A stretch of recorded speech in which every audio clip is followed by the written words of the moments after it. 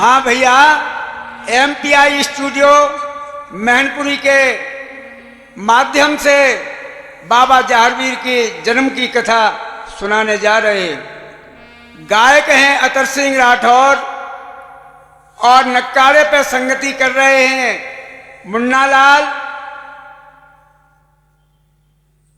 और ढोलक पे साथ दे रहे हैं केशव सिंह, चिमटा पे साथ दे रहे हैं मुकेश और घड़ा बजा रहे हैं मंगल सिंह राठौर।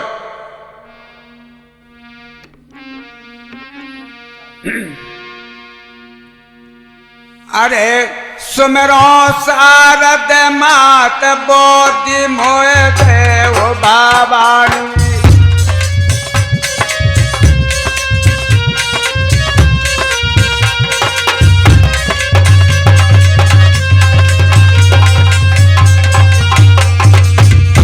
और देखा न सरस्वती को ये मानाऊं।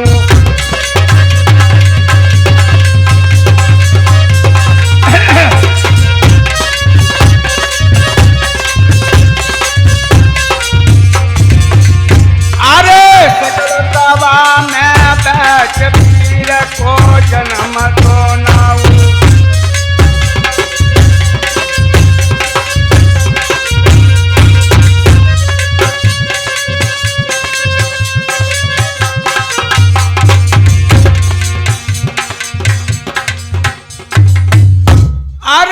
जेवर सिंह गुणबान सुनो धर ध्यान सभी सरदारी, अते सुंदर सुगढ़ स्वरूप रे बाचल सिंगर में नारी।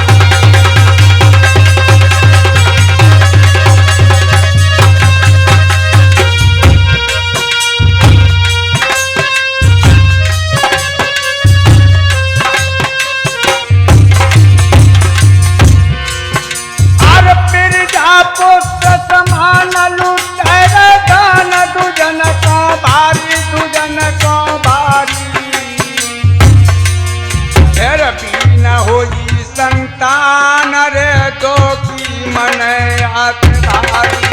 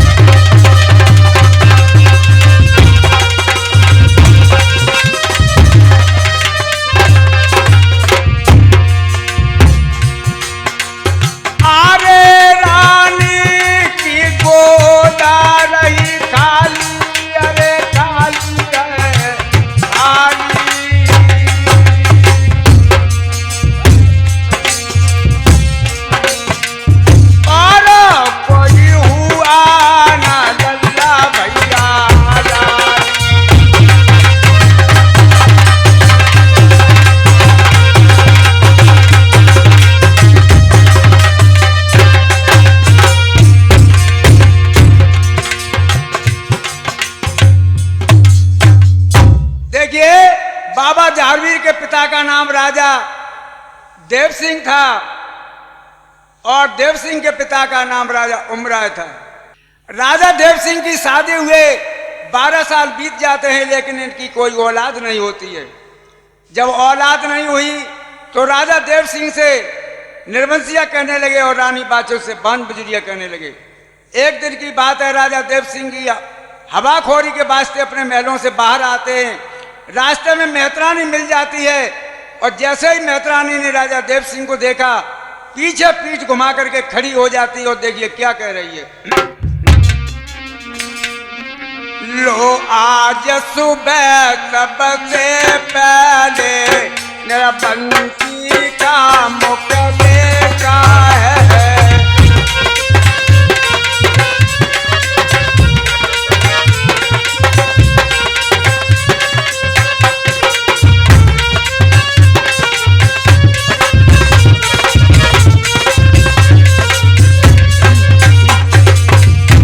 भगवान भला करना सबका ये दिल में बड़ा अंदेशा है।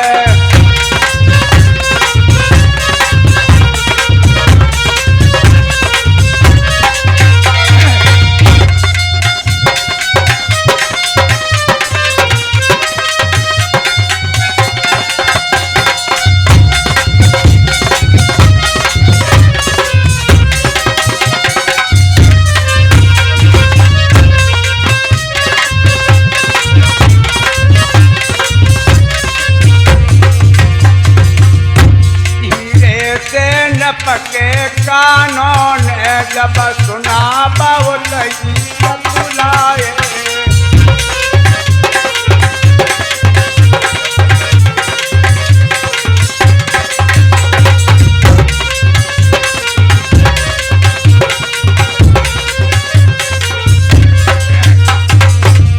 अब साथ तूने उस नारी के फिर भी कुछ बोल नहीं पाए।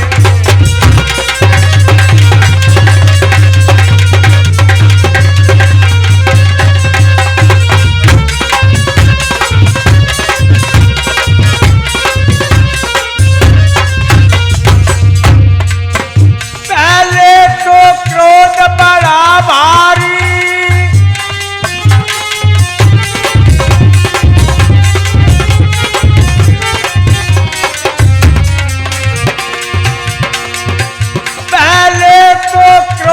बड़ा भारी, फिर धीरज धर मनो समुझाया कि तुम्हें क्या दोष किसका है, ये सब कर्मों की माया है।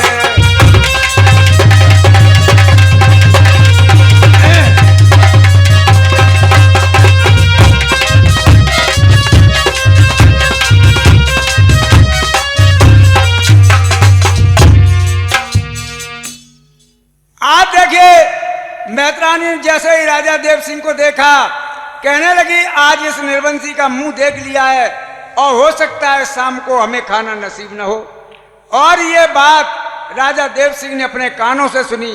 चूंकि बात सत्य थी, राजा निर्वंशिया था, इसलिए राजा देव सिंह मैत्रानी से बगैर कुछ कहे अपने महलों के लिए चले जाते हैं और महलों में जाकर के बगैर खाना खाए कचहरी के लिए चले गए। रानी बाछिल ने मूंगा बांदी को और राजा देव सिंह को बुलाने के लिए भेजा। मूंगा बांदी जाती है और राजा देव सिंह को बुला करके महलों में ले आती है। आज रानी बाछिल ने अपने पति महाराज राजा देव सिंह का अच्छी तरह से आदर सत्कार किया। उसके बाद चंदन की चौकी मंगा करके और नहलवाया। उसके बाद भोजन का थाल मंगाया और राजा देव सिंह के सामने परोस दिया। जैसे ही राजा देव सिंह खाना खाने के लिए बैठते हैं, सुबह मैत्रानी वाली बात याद आ जाती है। खाना छोड़ दिया और उठ के खड़े हो गए। रानी बाछिल ने कहा कि हे पति महाराज, ये खाना क्यों छोड़ दिया? क्या हमारा खाना अच्छा नहीं बना है या दिल में कोई रंजगम है? तो राजा देव सिंह ने कहा कि हे रानी, हमारा इतना बड़ा राज हरियाणा, बीकानेर, राजस्थान, इसको चलाने वाला आगे हमारा कोई दिखता नहीं है, इसलिए ये हमारे दिल में रंजगम भरा हुआ है। आज जब ऐसी बात सुनी, रानी बाछिल ने कहा कि आप दूसरी शादी कर लो। राजा देव सिंह ने कहा कि हे रानी, दूसरी शादी करने से क्या होगा? यदि हमारे नसीब में होता तो तुम्ही से औलाद पैदा हो जाती। जब नसीब की बात सुनी तो रानी बाछिल ने कहा कि काशी में बड़े बड़े विद्वान पंडित रहते हैं, वहां से ब्राह्मणों को बुलवाइए और सप्ताह बैठा दीजिए। आज राजा देव सिंह ने मंत्री को भेजा और ब्राह्मणों को बुला लिया, सप्ताह बैठा दिया। 6 दिन हो जाते हैं लेकिन कोई भी ब्राह्मण राजा और रानी का नसीब पढ़ के नहीं सुना रहा है। जब राजा देव सिंह ने यह देखा तो उन्हें क्रोध आया और कहा कि तुम्हें इतनी दूर से बुला बुला करके बैठा रहा है और तुम हमारे नसीब के बारे में कोई बात नहीं बता रहे हो। यह बात सुनकर के एक ब्राह्मण खड़ा हो गया और देखिए राजा देव सिंह के विषय में क्या बताता है।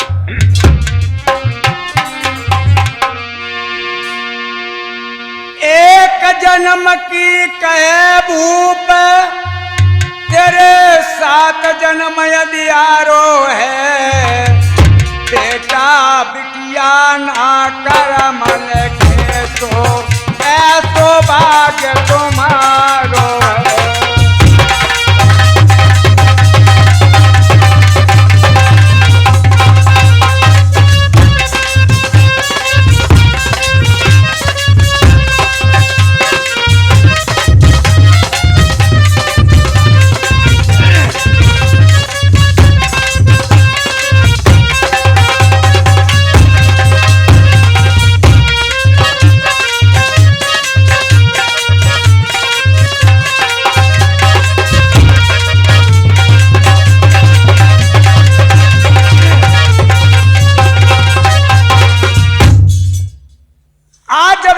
राजा देव सिंह ने सुनी तो बुरी तरह से रुदन करने लगे और इतना रुदन किया कि भगवान जी का सिंहासन हिलने लगा।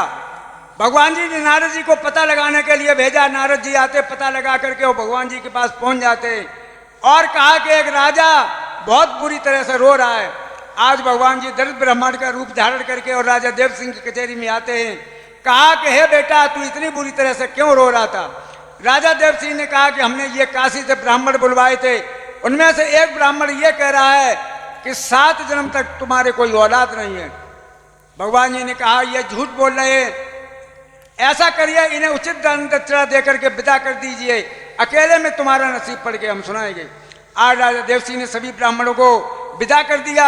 जब अकेले रह गए तो देखिए भगवान जी और राजा देव सिंह से कहने लगे कि हे बेटा, तुम्हारे नसीब में 9 लाख बेटा बिटिया हैं। राजा देव सिंह ने कहा कि भगवान जी ये बात हमारी समझ में नहीं आई कि पूरी जिंदगी में और ये 9 लाख बेटा बिटिया कैसे हो सकते हैं। तो भगवान जी ने कहा कि बेटा तुम परेशान मत हो, हम 9 लाख बेटा बिटिया की तुम्हें बात बता रहे हैं। और भगवान जी ने ऐसी बात कही राजा देव सिंह से तो राजा देव सिंह चुप हो जाते हैं और भगवान जी देखिए क्या बात बताते हैं 9 लाख बेटा बिटिया की। अरे बागनौल का धर बाय दे, खुद बाय दे कुआ बाबरी रे।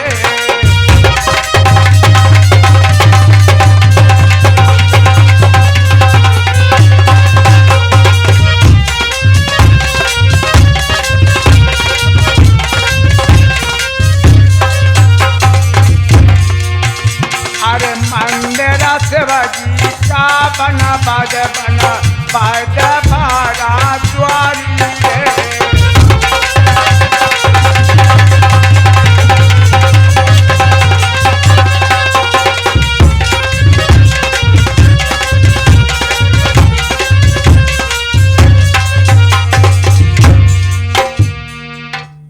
आप देखिए भगवान जी ने कहा कि हे बेटा तुम 9 लाख वृक्षों का बाग लगवा दो, एक शिव जी का मंदिर बनवा दो और एक बावरी बनवा दो और एक कुआं खुदवा दो। भगवान जी से राजा देव सिंह ने कहा कि हे भगवान जी इससे क्या लाभ होगा?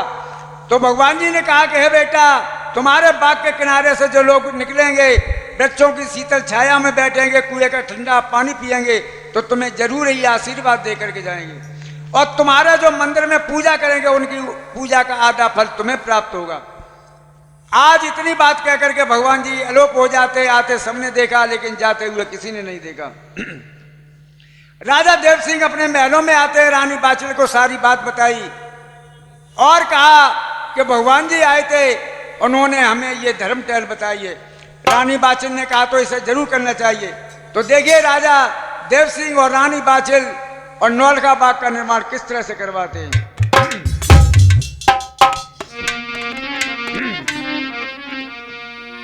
आरे धोर बागल से पौध मंगाई, भोजन से ऊँट मंगाए रे।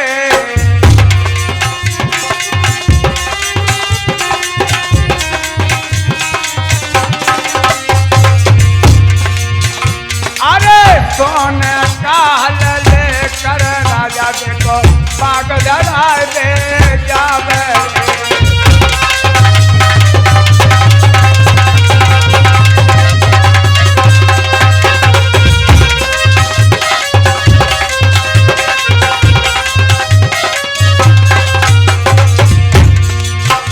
अरे हरुहा के देशपति राजा झोली बाछल माई रे। अरे कूड़ कूड़ पे हीरा मोती सोने के चौको बाबे रे।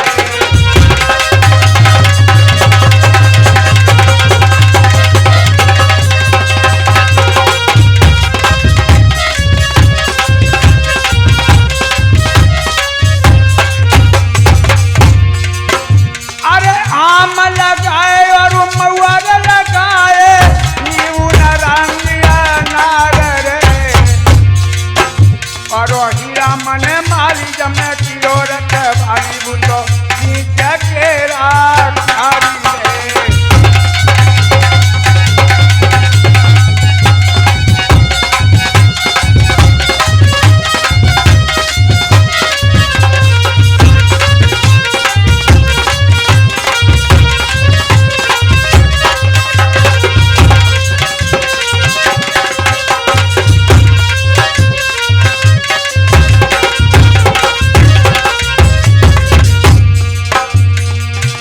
अरे पार बरस को बाग गयो मेवा चुई चुई गिर रही रे। अरे पार बरस को बाग है गयो मेवा चुई चुई गिर रही रे।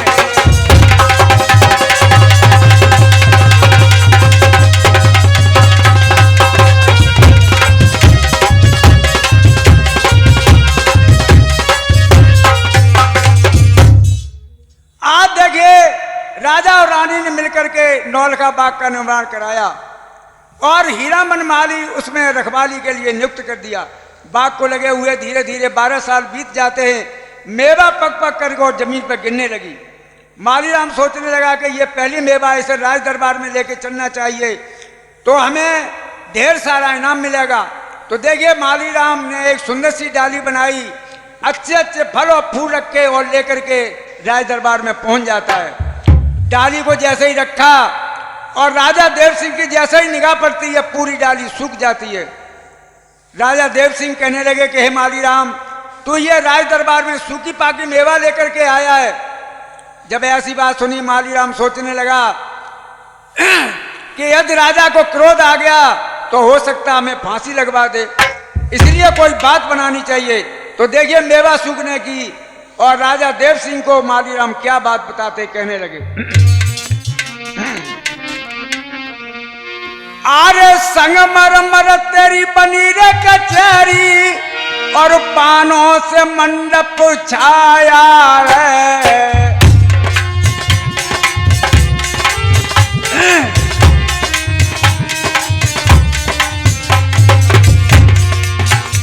अरे बाबा कवोटी में बाको में लाई में बा कल की टूटी लाया है।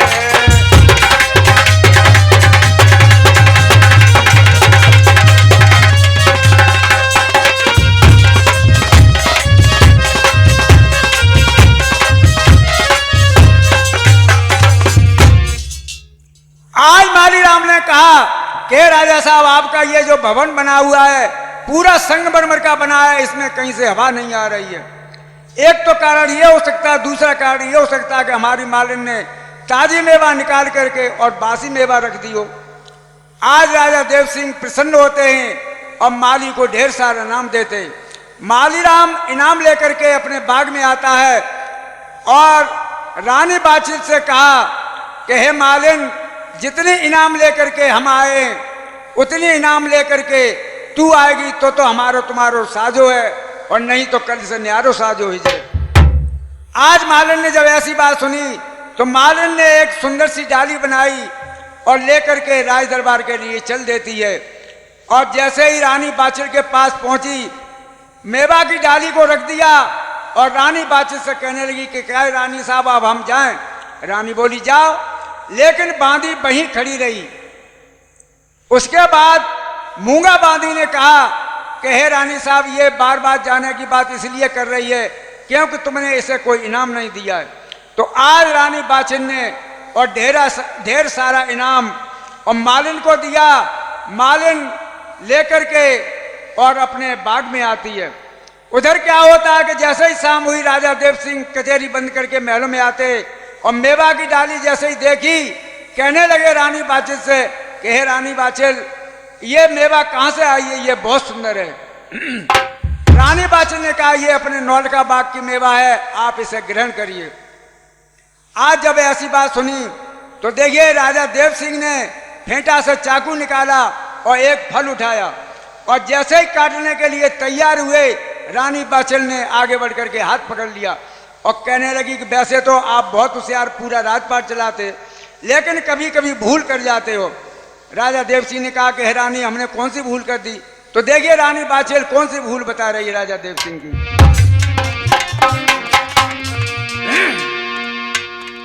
आरे कुआरी कन्या तपैर सोई और जैंबे को फल न राजा।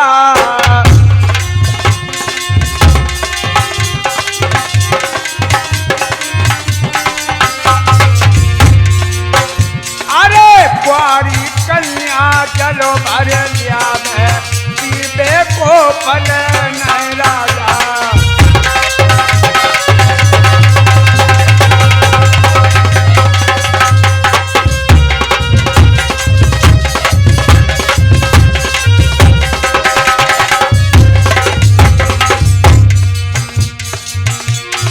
कुआरी कन्या घर में डोले, त्यों त्यों पाप बढ़े राजा। और पार बरस की कन्या हो जाए, क्या करा दो मेरे राजा।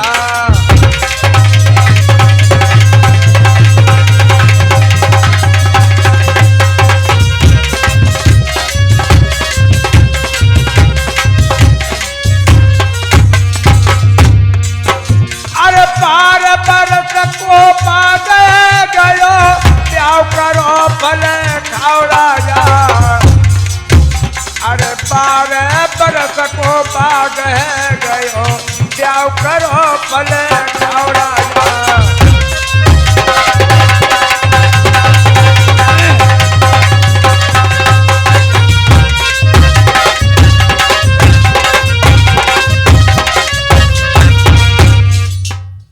आज देखिए रानी बाछिल ने कहा कि जिस तरह से कुंवारी कन्या के हाथ का भोजन ग्रहण करने योग्य नहीं होता है और पानी ग्रहण करने योग्य नहीं होता, उसी तरह से ये कुंवारे बाग की मेवा है, ये ग्रहण करने योग्य नहीं है।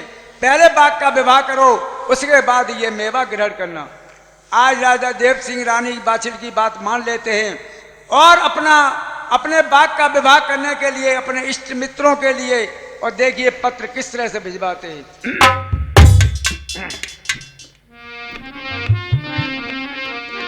अरे सैद सरी साबालायक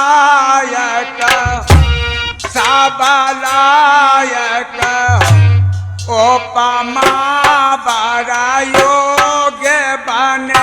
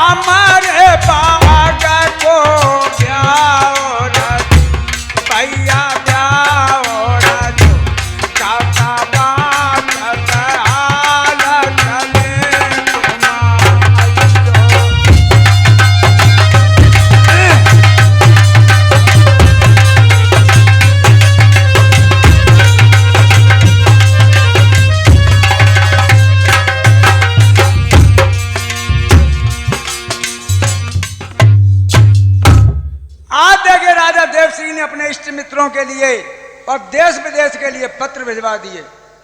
उसके बाद राजा देव सिंह क्या काम करते हैं कि 9 लाख वृक्षों का बाग था, हर प्रत्येक पेड़ के नीचे एक एक गैया और एक एक बछड़ा बनवा दिया और सोने से सींग मढ़ाए गए, इनके चांदी से खुर मरवाए और 9 लाख गौएं और बछड़े ब्राह्मणों को दान करवा दिए।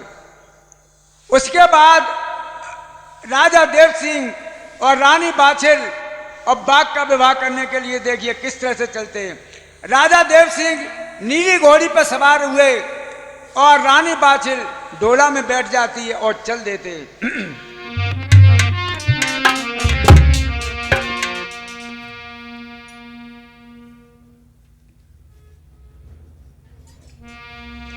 अरे घोड़ी चढ़े राजा चले भाइयों मेरे भैया, कोई रानिया डोलना जाएगी।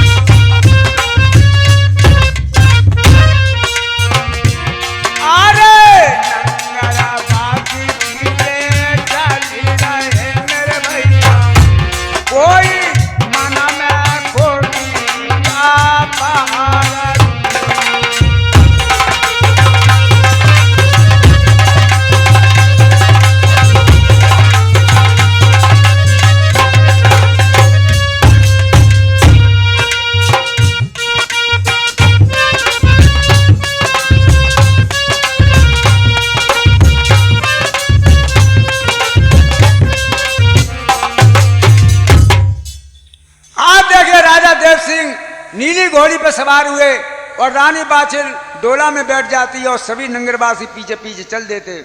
जैसे ही गांव के बाहर पहुंचे कुल पुरोहित पंडित जी मिल जाते हैं और कहा कि हे राजा साहब आज कहाँ के लिए तैयारी कर दी।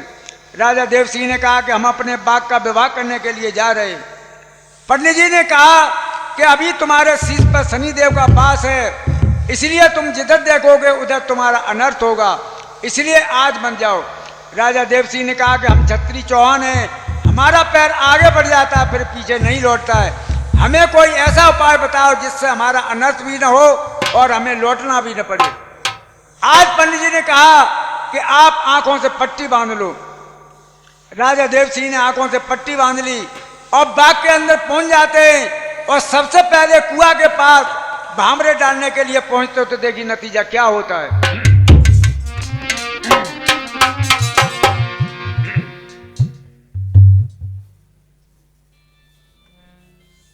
अरे राजा रानी भामर डारे जको सारू खर्च बदाम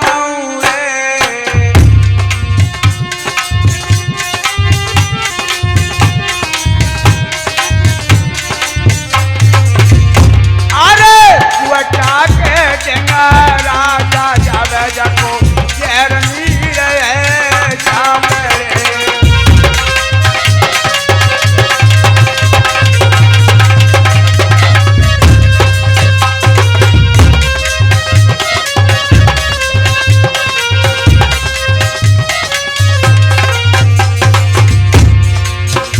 अरे मन खंडी कुआटा की चटकी राजा मन घबरावे और कुल पुरोहित की बात न मानी न ताको नतीजा पायो रे।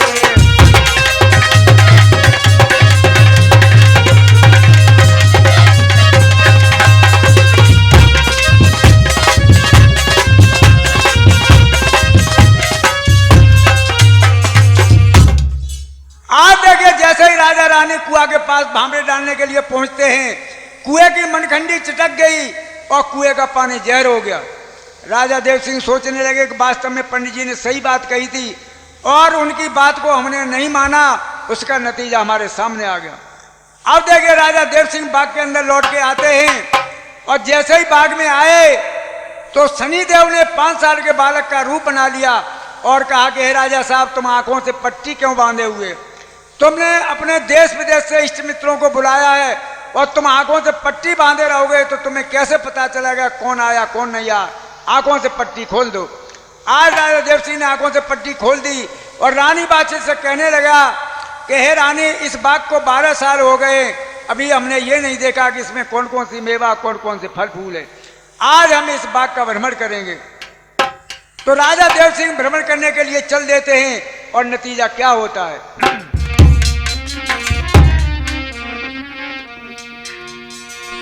अरे 4-5 भैया बंधु लिए, हीरा मनमाली साथ रे, और राजा देवरा बाग नौलखी तेर कारण देखो जावे रे।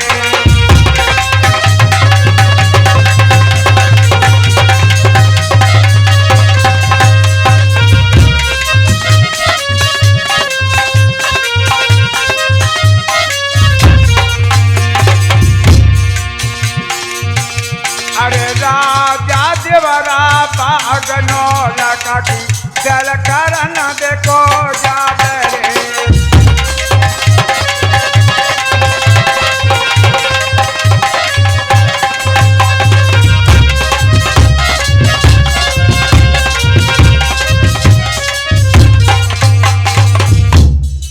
आज जैसे ही राजा देव सिंह बाग की सैर करने के लिए चल देते हैं और जिस वृक्ष पर राजा देव सिंह की निगाह पड़ती है वो वृक्ष खड़े से सूख जाता है, पत्ते झड़झड़ करके और जमीन पर गिरने लगे और राजा देव सिंह ने पूरे बाग का भ्रमण किया, पूरा नौल का बाग सूख गया।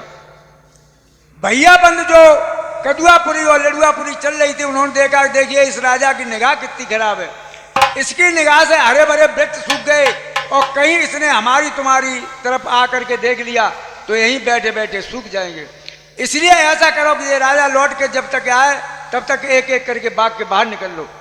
आज सारे भैया बंद और बाग के बाहर निकल जाते हैं और राजा देव सिंह और रानी केवल बाग के अंदर खड़े हुए। तो देखिए, जब सारे भैया बंद चले गए तो राजा देव सिंह और किस तरह से रुदन करते हैं।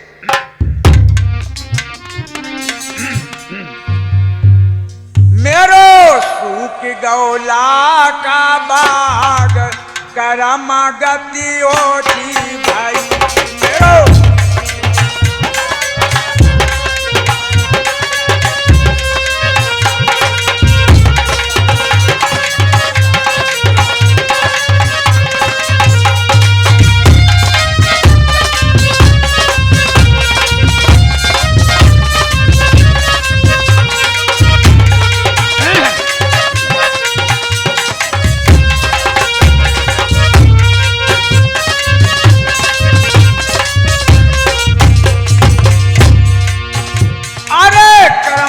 खातिर मैंने बाग लगायो, अरे बाग लगायो मैंने धर्म कमायो। मेरो देव भाई होता है करम गति होती भाई।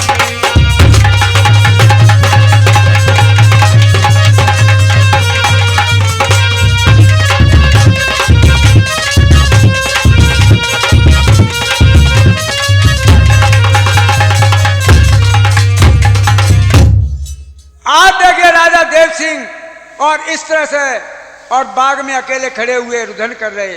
रानी बादशाह समझाने लगी कि हे पति महाराज, रोने धोने से कोई काम नहीं चलेगा, अब आप महलों के लिए चलिए। राजा देव सिंह कहने लगे कि हे रानी, अब हम महलों में नहीं जाएंगे, सन्यासी हो जाएंगे और बियाबान जंगल में जाकर के तपस्या करने। रानी बादशाह कहने लगी कि ये इतना बड़ा राज, हरियाणा, बीकानेर, राजस्थान, ये किसे दे जाओगे।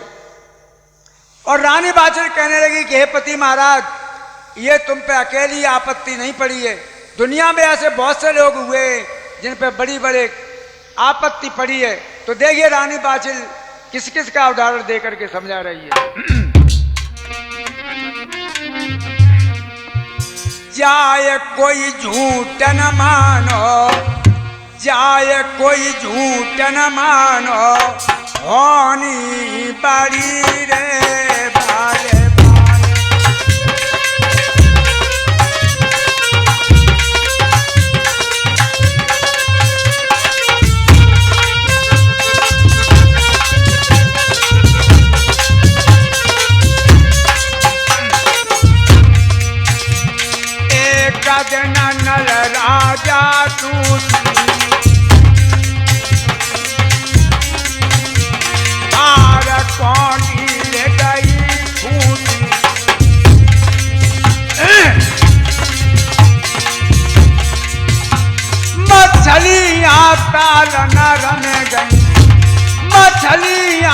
पालन रन गई होनी बड़ी रे बाले बाल।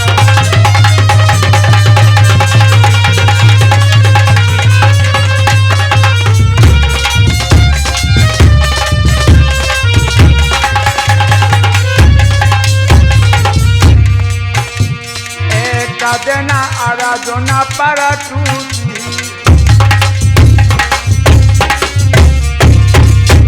गोपियां भीलन लूटी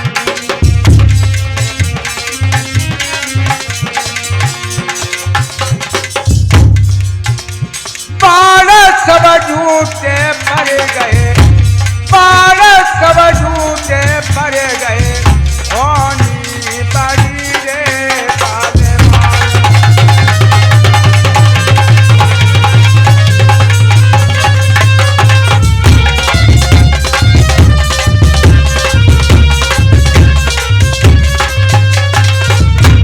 चाहे कोई झूठ न मानो होनी बड़ी रे बाले बाल।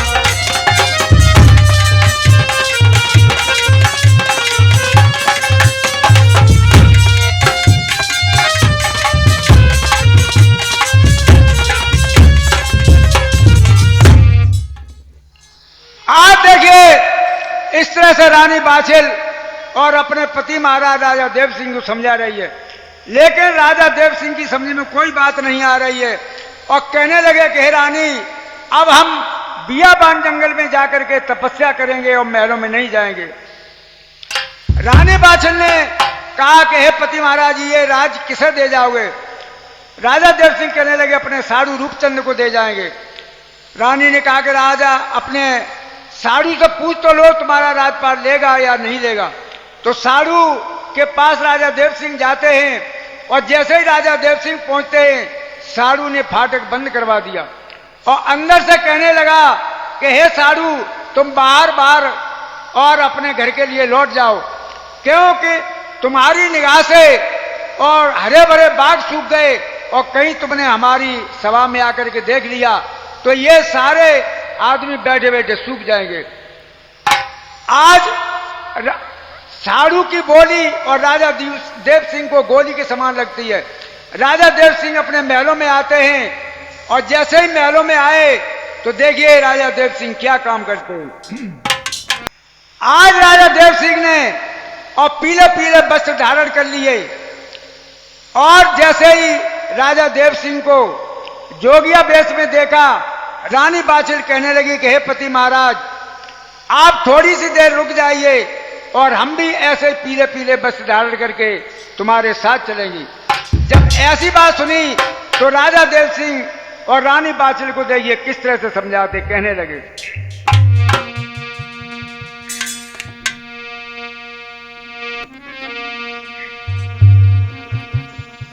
राजा देव सिंह ने कहा कि हे रानी, तुम्हारा हमारे साथ जाना ठीक नहीं है, क्योंकि तुम महलों में रहना सही है तुम्हारे लिए, क्यों इतना बड़ा राज्य हमारे बाद कौन चलाएगा, इसलिए तुम इस राज्य को चलाना।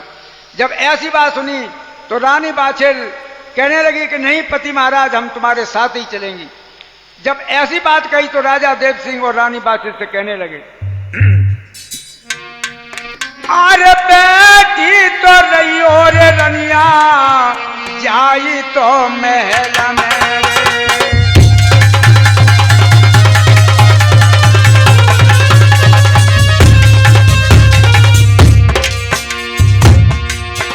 अरे बेटी तो रही और रानी जाई तो महल में, मेरी रानी का तो माँ करियो रे जा नंगर देखो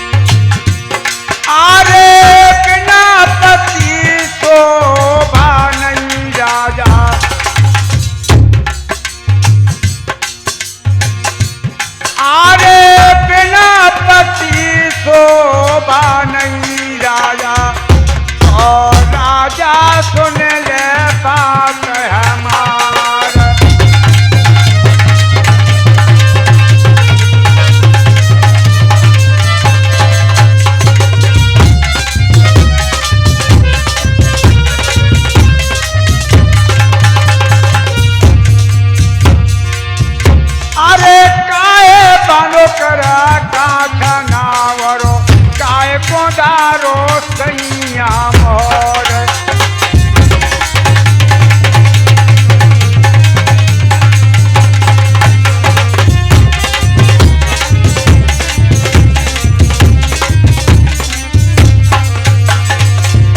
अरे निबला घोड़ी तुम चढ़ चाले तो पलमा बाबुल बीच द्वार।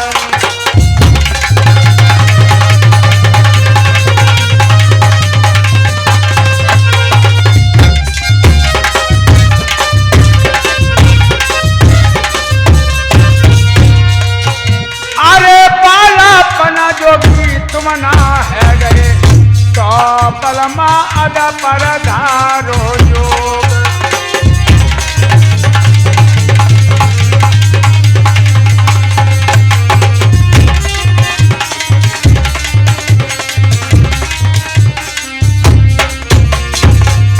अरे मोती तिरिया ब्यायक राजा तुमने काय लगाए दो दोष।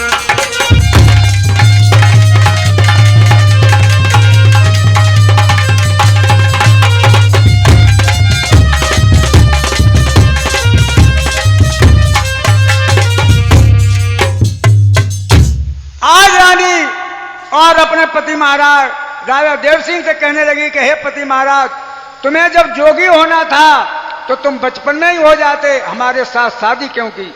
और तुमने हमारे साथ शादी करके हमारे जीवन को बर्बाद कर दिया, इसलिए हम तुम्हारे साथ ही चलेंगी।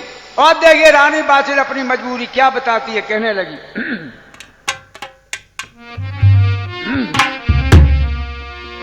अरे घर ना रह पाऊंगी, अरे घर ना रह पाऊंगी, संगा चलूंगी रे बरसार।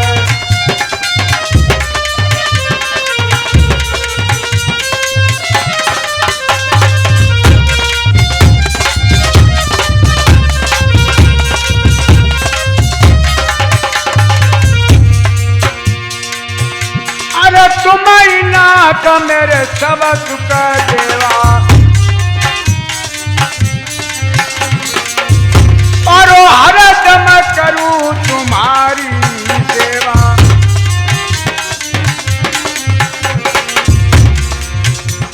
अरे नाम न घबराऊंगी, अरे नाम न घबराऊंगी, गंगा चलूंगी रे बरसार।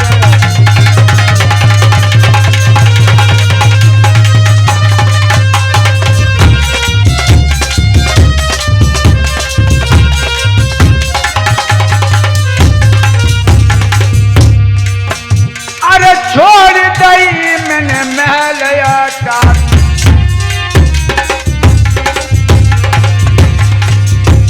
और तेरे ही रंग में रंग लई सारी।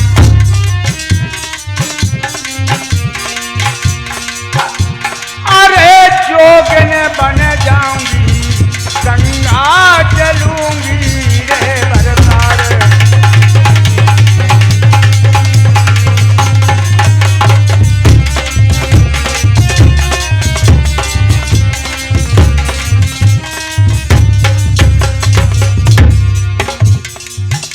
अरे बिन कोई लगे बगिया चुन, और पति बिन काम न लगे बेहूनी।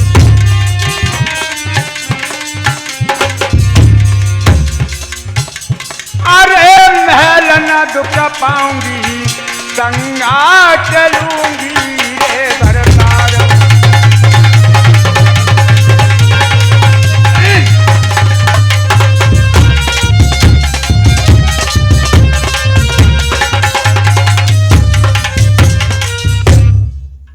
आज रानी बाछिल और अपने पति महाराज से कहने लगी कि हे पति महाराज, अब हम इन महलों में नहीं रहेंगे और हम तुम्हारे साथ ही चलेंगी, क्योंकि औरत के लिए केवल दो ही सुख होते हैं, पति का, पुत्र का।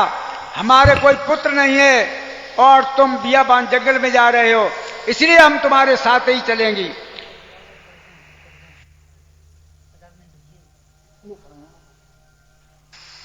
आज देखिए राजा देव सिंह रानी बाछल को एक बार फिर देखिए किस तरह से समझाते कहने लगे। अरे बन को संग मत जइयो मेरी रनिया, मैं तो को समझाऊं।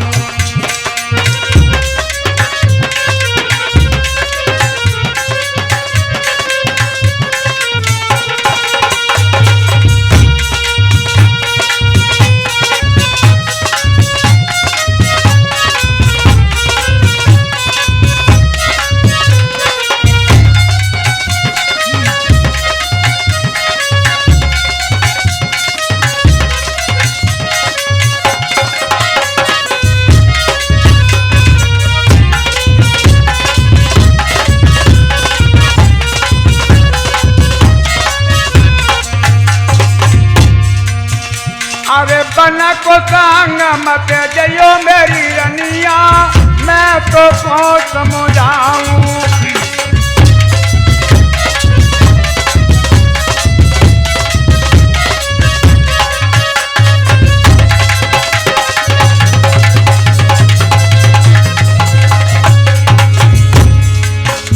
अरे तुम महलों की रहने वाली,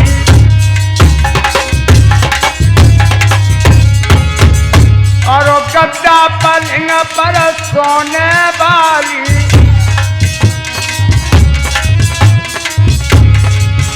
अरे तुम्हें हो हैरानी मेरी रनिया, मैं तो को समझाऊं।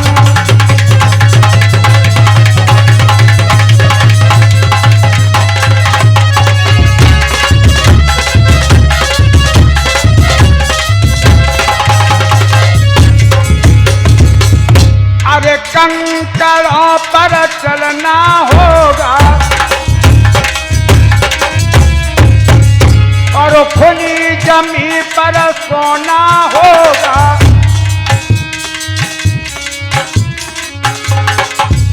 अरे तुम्हें नींद न आवे मेरी रनिया, मैं तो को समझाऊं।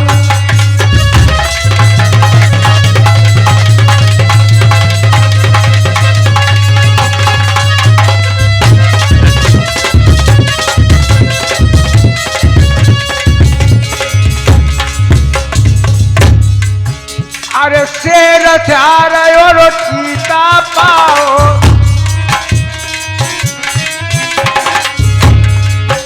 और उन्हें देख के तुम डर जाओ।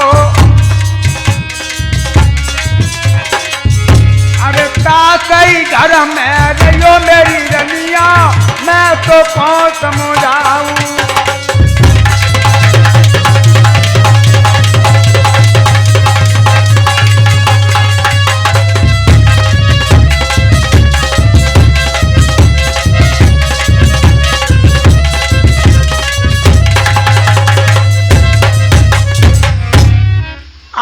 रानी बाछल पीछे पड़ जाती, राजा देव सिंह समझ जाते हैं कि ये हटकी पक्की मानेगी नहीं।